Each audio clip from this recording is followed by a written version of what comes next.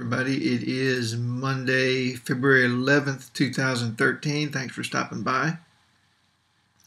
I just want to share with you a little exchange that I had with a Nazi here on YouTube the other day. Now, if you're not familiar with this, there's this group of neo-Nazis called the Bug Swarm, and they've got this this propaganda campaign. It's called the Moron Mantra, and it openly contradicts itself. It says that if you're not a racist, that makes you racist. And the reason why they're doing this is because they're trying to intimidate and silence anybody who objects to fascism and racism. Anyone who is in favor of human rights, freedom, or equality, they are attacking. And they believe that if they attack you and you defend yourself, that means they win. Because, you know, basically all they're doing is copying and pasting these lies all over the place. So if you argue with them, they copy and paste the lie in response. Argue again, they copy and paste the lie again in response.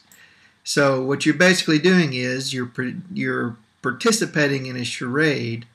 They're pretending to talk to you, but all they're really doing is copying and pasting the words of this senile, racist neo-Nazi named Bob Whitaker.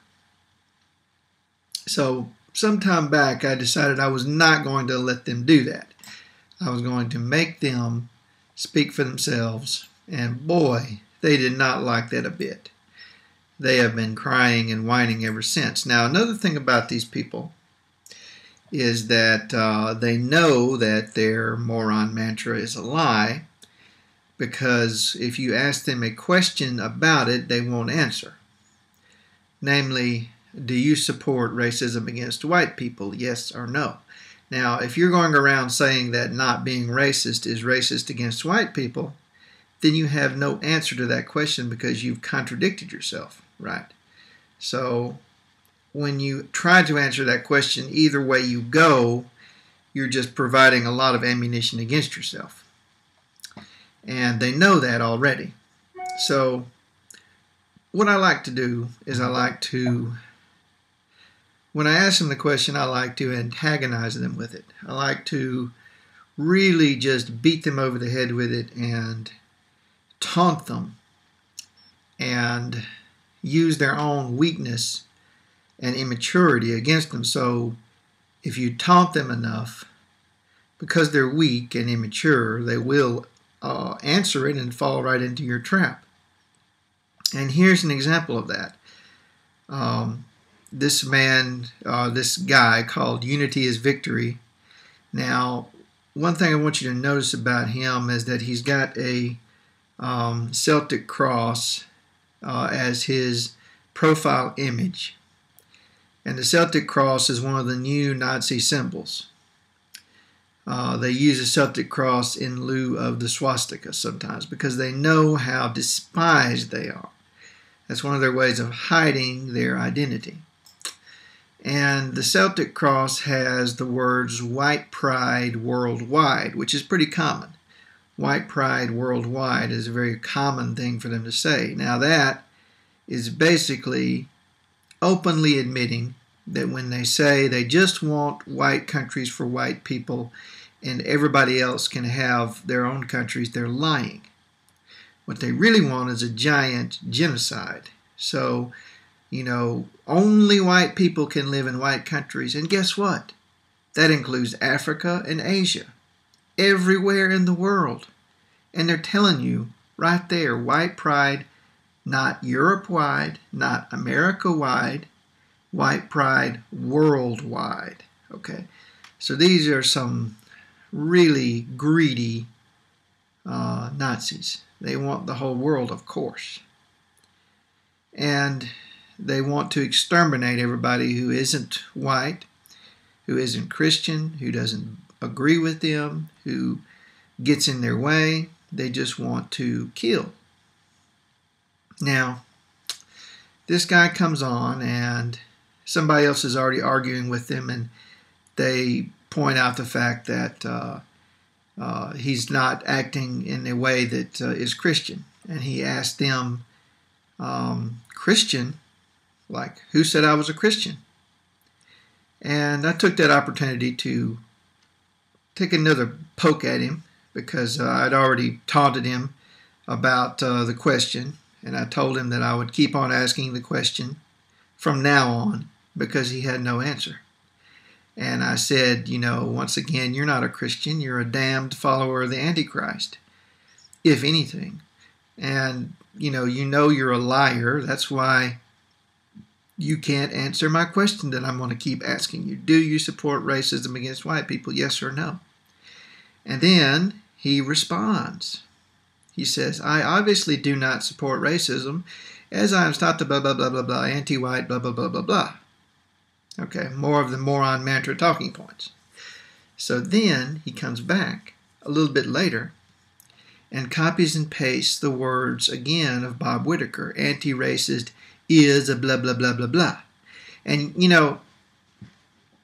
I would point out that this really is copied and pasted, and you can tell because the formatting is exact. Everything that Bob Whitaker capitalizes, he capitalizes. The is capitalized. The code is capitalized. Everything is exact. And so you can tell this is just copied and pasted. And it's like, wow, it really is that. I can't believe it's not black, right? I can't believe it's not butter. That's kind of what it's formatted as. Like they just came to the realization, like they didn't believe it until just now. And isn't that wishful thinking? They think that if they just repeat this lie enough, that people will just suddenly, bang, just start believing it just like that. And apparently they don't understand propaganda, because propaganda doesn't work that way. You can't just make somebody believe something by repeating it enough, any more than you can make somebody enjoy a song by repeating it enough. If anything, the more you repeat a song, the less people will believe in it and like it, right?